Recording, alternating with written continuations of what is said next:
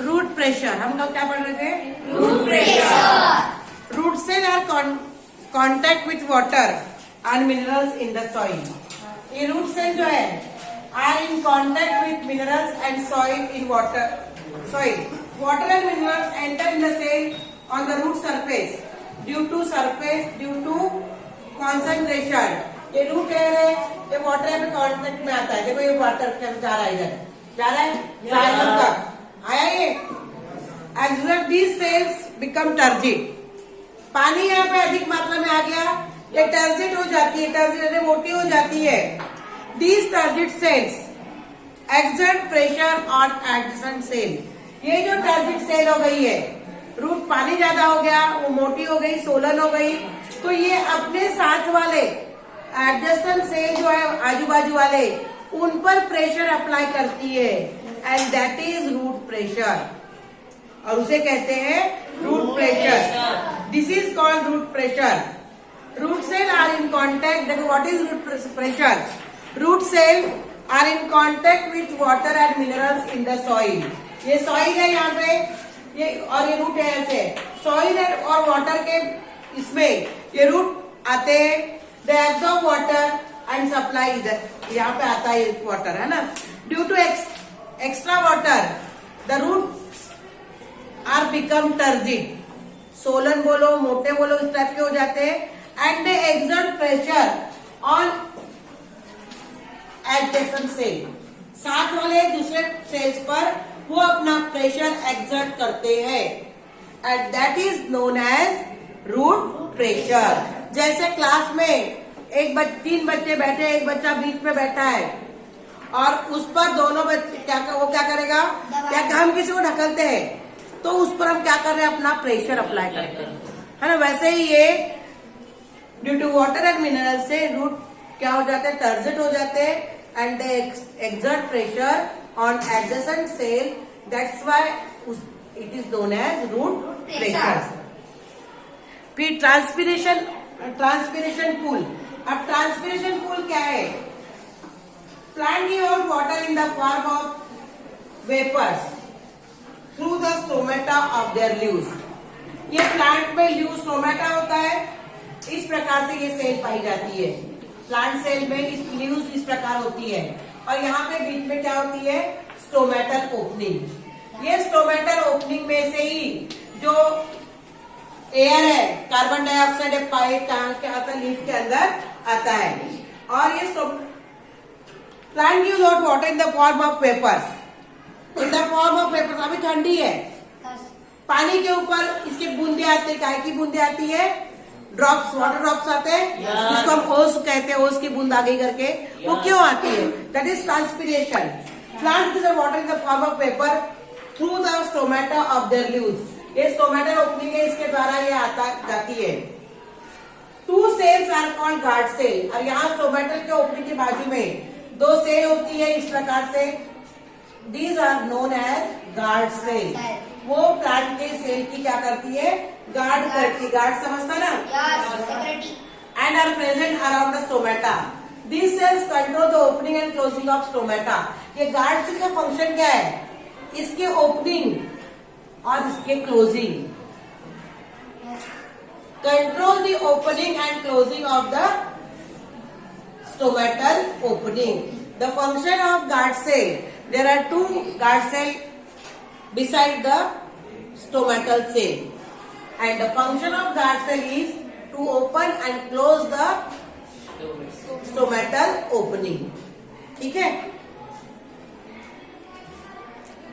Transpiration occurs through this stomata, और ये transpiration ये स्टोमेटा से होता है। स्टोमेटा ये है, इस प्रकार से स्टोमेटा है ये, और यहाँ पे दो जो सेल है वो गार्ड सेल है, जो इसके ओपनिंग और क्लोजिंग को कंट्रोल करती है। और ट्रांसपिरेशन स्टोमेटा के द्वारा होता है। Water is release into the atmosphere by leaves through the process of evaporation. Water release हो जाता है in the atmosphere through the process of evaporation. Water level in the epidermal layer of the leaf decrease. अब जब ये water level कब हो जाएगा, तो ये एपिडर्मल लेवल है। ये कौन सी एपिडर्मल लेवल है? जब इवापोरेट हो जाएगा तो ये इस ऊपर वाले लेवल का क्या हो जाएगा, वाटर लेवल कम हो जाएगा, डिक्रीज हो जाएगा. Water is brought up to loose through the xylem so as to compensate the lost water. अब इसमें वाटर कहाँ से आता है? जाइलम से. Because xylem absorb water. Ground level से अपर लेवल पे क्या करता है? वो कंडक्ट करता है. तो जैसे हमको पसीना आता है तो हम क्या करते हैं? फॉग लगाते. हमको पसीना आता है, वी फील, पसीना आएगा बहुत, वी फील थर्स्टी, प्यास लगती है. यस लगते. तो पसीना कम हो गया है तो बॉडी के पानी के लेवल को मेंटेन करने के लिए हम बार बार क्या पीते हैं? पानी पीते हैं ना पानी.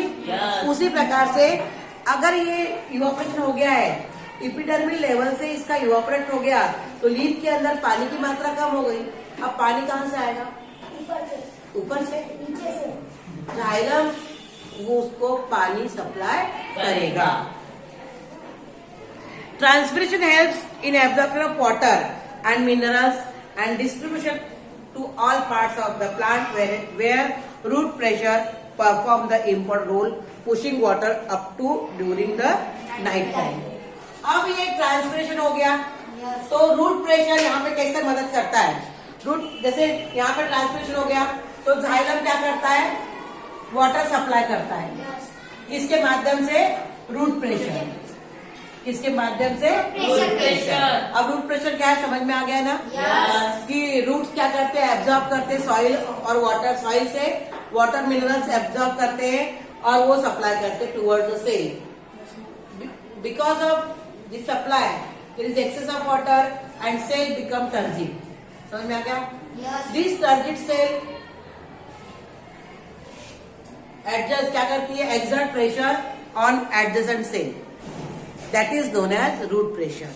अब ट्रांसपिरेशन में समझ में आ गया कि इस प्रकार से ट्रांसपिरेशन होता है. Due to evaporation water goes out from the leaf और फिर क्या होता है? लीफ में ये जो वाटर सप्लाई है ये कंप्लीट कौन करता है? Root pressure with the help of xylem. ठीक है. अब इसके बाद हम पढ़ेंगे यहाँ पे ये जो तुम्हारे book page number 165 transportation of food and other substance in plant. अब फूड में किस प्रकार से होता है? The food produced in leaves is transferred to each cell in the plant body. अब ये भी मालूम है तुमको कि कहाँ पे बनता है रूट लीव्स. ये अपना लीव्स है, ठीक है. ये ग्रीन इन कलर है. अब इसकी साइड पे यहाँ पे स्टोमेटल ओपनिंग आपको दिखाई देती नहीं है. उसके द्वारा एयर अंदर आती है अंदर और यहाँ पे क्लोरोफिल है और यहाँ पे अपना भोजन स्वयं बनाता है. ये मालूम है ना? Yes. Excess food except amino acid is stored in root.